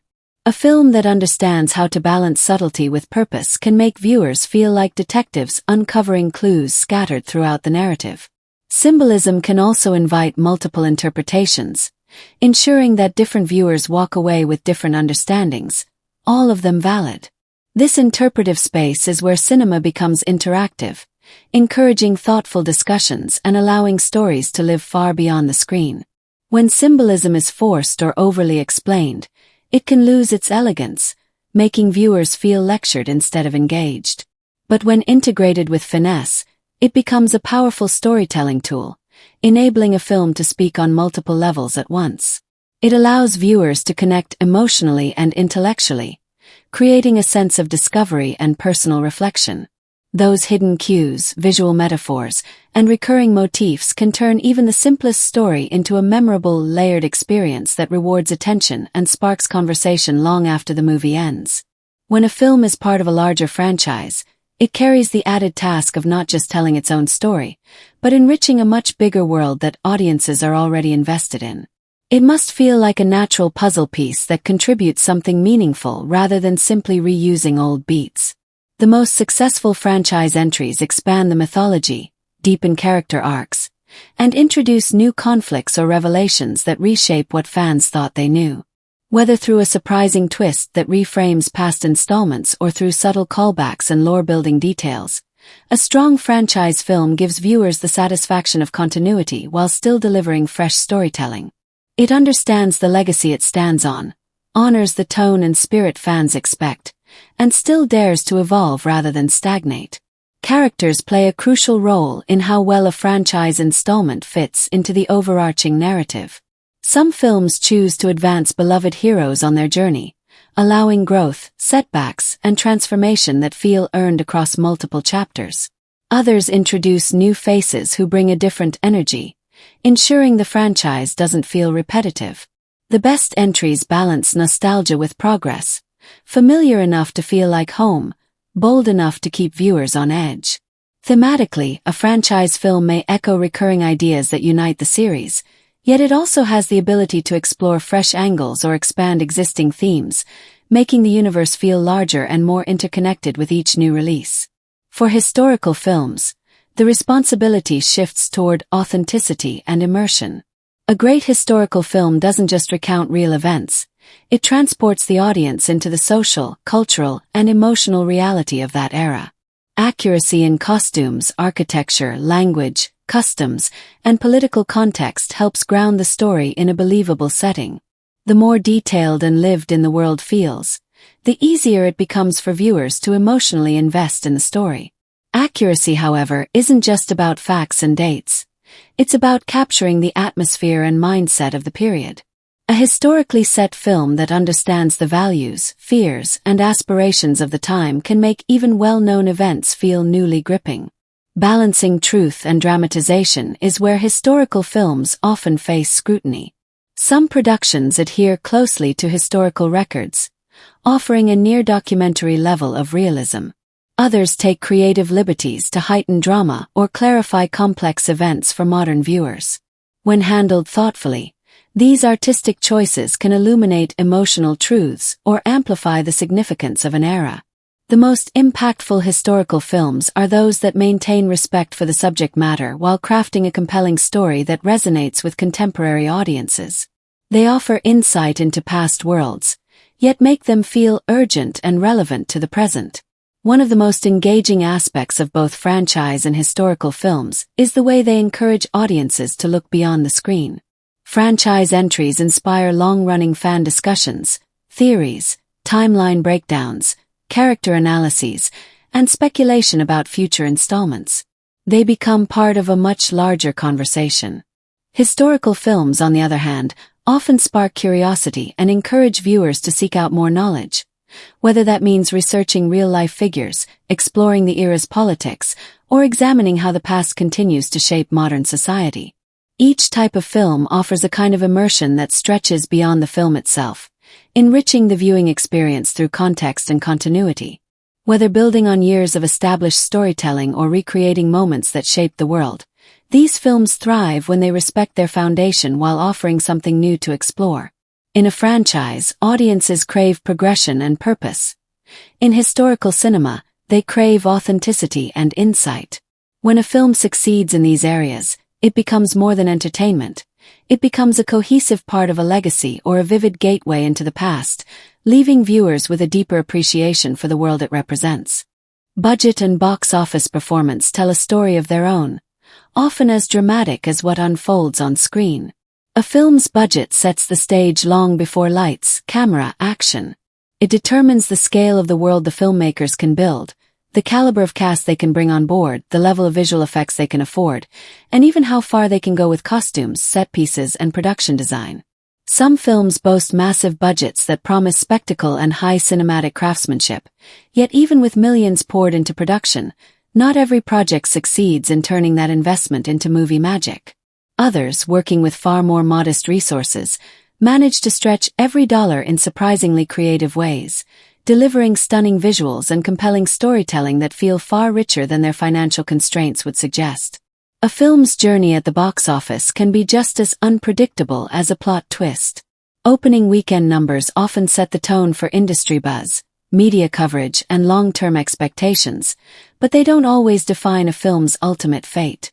Some productions start off slow, only to gain momentum through glowing word of mouth, strong audience engagement, or cultural relevance that resonates beyond the first week. These sleeper hits grow steadily, proving that genuine connection with viewers can outweigh early projections. On the flip side, certain high-budget films open with impressive figures but quickly lose steam if audience reactions fall flat, revealing the tough truth that star power or flashy effects alone can't sustain ticket sales if the storytelling fails to connect. Marketing plays a major role in shaping a film's financial trajectory. The promotional strategy can determine how audiences perceive the film before they even step into the theater. Teaser trailers build mystery, full-length trailers showcase tone and characters, and social media campaigns create ongoing conversations. If the marketing hits the right emotional or curiosity-driven note, it can make a film feel like an event viewers simply must be part of.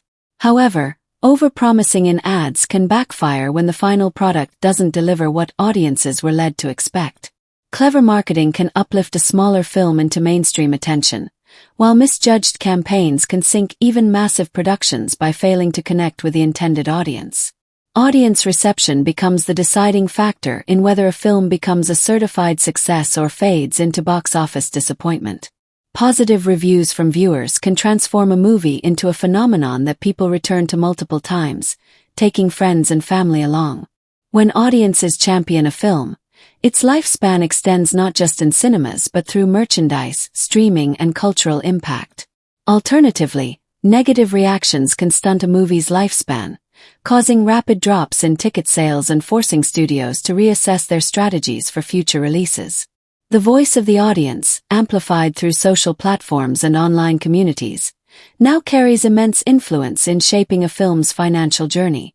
International markets have become equally crucial. A film may perform moderately at home but explode overseas, saving its reputation and financial standing. Cultural appeal, genre popularity in certain regions, and global star recognition contribute to how well a movie travels beyond domestic borders. Some films are crafted with a worldwide audience in mind, blending universal themes and large-scale visual spectacle to appeal across cultures. Others find unexpected success in specific regions due to relatable themes or storytelling styles that resonate deeply with viewers there. When all these financial elements come together, the numbers tell a narrative as captivating as any cinematic plot. The budget reveals ambition, the box office reflects resonance, and the final outcome shows whether the film earned its place as a triumph, a cautionary tale, or a hidden gem that others may discover long after its theatrical run. Each figure behind the scenes contributes to a larger understanding of how the film industry functions, how audiences respond, and what makes a cinematic experience truly worth the price of admission. When it comes to watching a movie, the experience is just as important as the film itself, and choosing the right platform can make the journey far more enjoyable. The question of where to watch a film is no longer as simple as heading to the nearest theater. Today, audiences have an entire buffet of viewing options right at their fingertips, and each one offers a slightly different flavor of enjoyment. Whether someone prefers the immersive thrill of the big screen, the convenience of streaming, or the flexibility of digital rentals, the film's availability plays a huge role in how viewers connect with it, absorb its atmosphere, and appreciate its finer details. For many films, the theatrical experience is the most powerful way to soak it all in. The cinema screen offers grandeur, enhancing everything from sweeping visuals to tiny, subtle expressions that might go unnoticed on a smaller display. Watching a film in a theater comes with that shared energy of an audience reacting together. Laughter spreading through the hall, gasps during a twist, and the hush of collective anticipation create a unique environment that no living room setup can replicate. Surround sound fills every moment with texture, from quiet whispers to explosive action, elevating the emotional and sensory impact of the film. For viewers who enjoy complete immersion with zero distractions, the theater is often the ultimate destination. However, not everyone can make it to the cinema, and that is where streaming platforms have changed the game. Films making their way to popular streaming services allow audiences to experience them at their own pace, in their own space. Streaming offers convenience, comfort, and flexibility. One can pause, rewind, analyze scenes, and even rewatch favorite moments without limits. Streaming also opens access to subtitles, multiple languages, and bonus content that broadens the viewing experience. For many, watching from home becomes more personal, allowing deeper emotional connection without worrying about noise, crowds, or show timings. Sofas become cinema seats, snacks are unlimited, and the remote becomes a ticket to repeated enjoyment. Digital rental and purchase platforms are the middle ground, offering viewers the freedom to watch the film without tying themselves to long-term platform subscriptions. Whether renting for a single-night movie marathon or purchasing for a permanent collection, digital services allow high-quality viewing with options for HD or Ultra HD formats. This is ideal for viewers who want control and permanence, especially fans who enjoy revisiting favorite titles whenever they wish. It also suits those who prefer supporting films directly through transactional viewing rather than streaming memberships, giving them ownership of their movie experience. The best way to watch the film ultimately depends on the experience one desires. For visually rich, high-energy, or atmospheric films, a theater screening can elevate the story to an unforgettable level. For reflective or rewatchable films with rich dialogue and layered themes, streaming or digital viewing allows audiences to revisit, absorb, and appreciate the finer narrative strokes. Those who enjoy detailed breakdowns, Easter egg hunting, or sharing scenes with friends will find digital platforms especially rewarding, as they allow slow-motion analysis, pausing to discuss theories, and returning again and again. No matter which platform viewers choose, the aim is to fully immerse themselves in the world the filmmakers created. Whether the experience is grand and cinematic or intimate and personal, what truly matters is that the audience finds a way to connect with the story, the characters, and the emotions that unfold on screen. The right viewing environment enhances not only the enjoyment of the film itself but the memories associated with watching it.